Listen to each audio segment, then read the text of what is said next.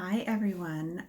I am going to talk to you today all about iodine and the thyroid gland.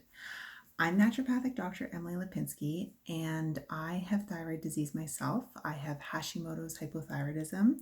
It's the autoimmune form of hypothyroidism, and I'm not alone. Hypothyroidism is affecting about 1 in 8 North Americans right now, and approximately 80 to 90% of people with hypothyroidism have this autoimmune form that I have, and a lot of people have no idea that they have the autoimmune form.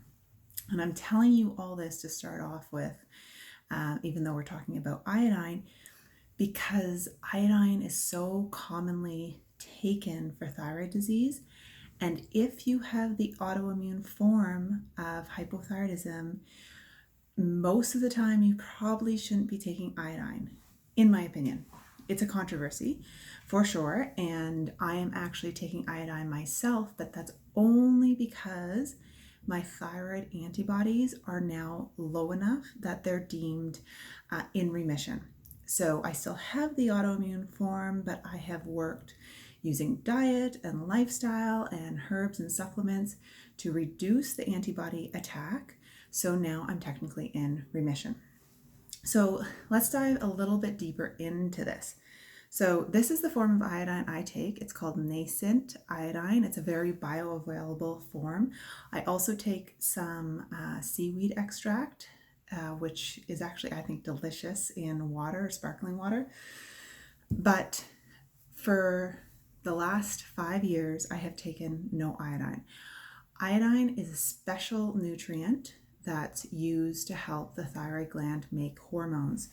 Iodine is marketed at nauseum with a lot of supplement companies and supplement formulas, saying that iodine, because it's such an essential nutrient to the thyroid gland needs iodine to make the thyroid hormones, that if you have low thyroid function and you take iodine, it will help your thyroid gland make more thyroid hormones, and in turn you will feel better, you will be less cold, you'll lose weight. It's actually marketed for weight loss a lot. But the caveat is that if you have these antibodies to your thyroid gland, which, remember in the beginning I said that about 80% of people living with hypothyroidism have these antibodies, when you start taking iodine, especially if you're taking iodine in high amounts, it can actually increase the antibody attack. And when the antibody attack gets greater, all your symptoms of hypothyroidism also get greater.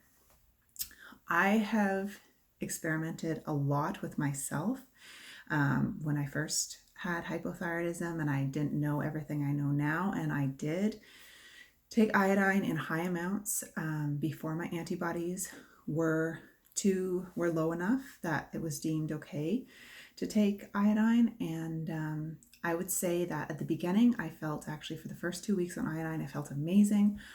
I felt like my symptoms had dissipated. I felt a lot warmer.